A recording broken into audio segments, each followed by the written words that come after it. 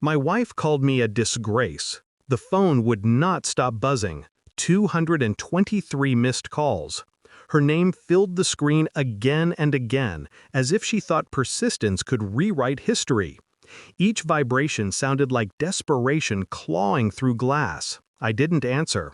Instead, I sat at my desk, the same one where I had built empires from signatures and silence, and watched the city bleed through the blinds. Morning light dripped across the polished wood, exposing nothing but order. My order. Last night she thought she had humiliated me, in front of my colleagues, in front of my so-called friends. She had called me a disgrace, then left me at that restaurant table, her words carving deeper than the knives left unused beside my plate. And just before she stormed out, she made sure the wound was salted. I'd rather spend the night with my ex-lover than with you. You should be grateful I even looked your way. Everyone saw it, everyone heard it, and everyone assumed I was broken. But as they shifted uncomfortably, unable to meet my eyes, I grinned, quiet, controlled. Because humiliation is not an end, it is the beginning of reckoning. Her cruelty was not born overnight. No, this was the rot finally bursting through the surface. I replayed the months leading up to last night. The whispers in the hallway when she thought I wasn't near. The late returns explained by traffic that never existed. The phone turned screen down, vibrating like a heartbeat too fast to be innocent. But I ignored it, because marriage, like law, is about evidence, not suspicion. Last night was her mistake. She turned betrayal into theater. She thought she could walk away laughing, leaving me stripped and exposed. Instead, she exposed herself. In the silence that followed her exit, I could feel the shift. My coworkers may have seen me abandoned, but I saw something far greater. Her arrogance becoming my weapon. The way her eyes lingered on me before she left, almost daring me to collapse, only confirmed what I already suspected. There was someone else, and she thought I was too weak to find him. I didn't sleep after that dinner. I didn't rage, didn't drink, didn't beg her to come home. I calculated. Her mistake was assuming my silence meant submission. She forgot who I am. A CEO of a law firm doesn't rise on charm alone.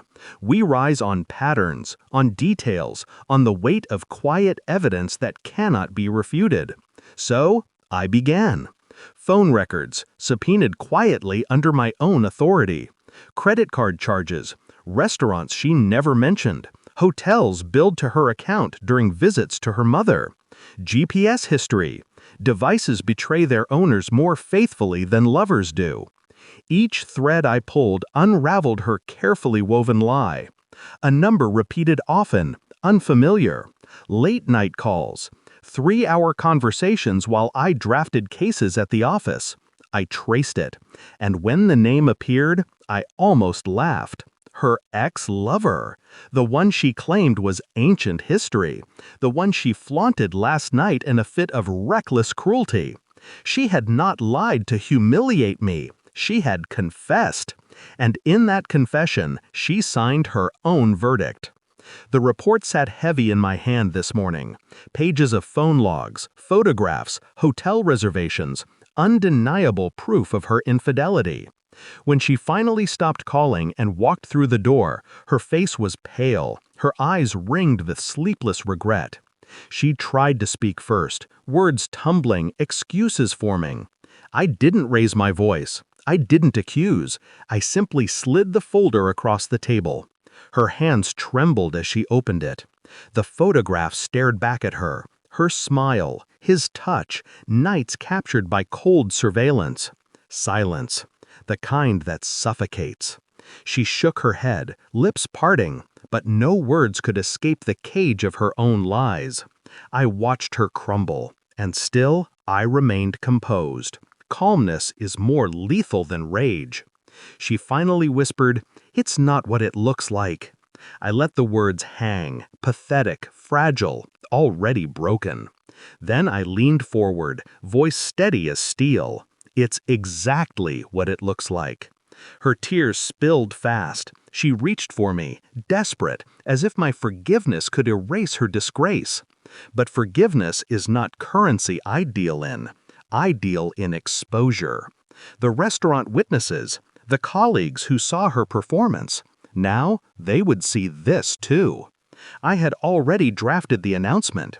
Her betrayal wasn't just personal, it was professional. She had used company funds, left traces in corporate accounts, intertwined her deceit with my firm. By tonight, every partner, every associate, every employee would know. Her humiliation would not vanish into whispers. It would echo. It would become permanent. She gasped when I told her. Her hand covered her mouth, her body collapsing into the chair like the weight of truth had finally crushed her. And I remained still, watching, cold. Her ruin was not vengeance, it was balance. Now, as she sobbed into her hands, begging, pleading, I felt nothing. No anger, no satisfaction, just clarity. She had tried to strip me of dignity. Instead, she stripped herself. I rose, collected the file, and walked toward the door. She called my name once, twice, voice cracking, hollow. I didn't turn back. The city outside was alive, indifferent, merciless, just like me.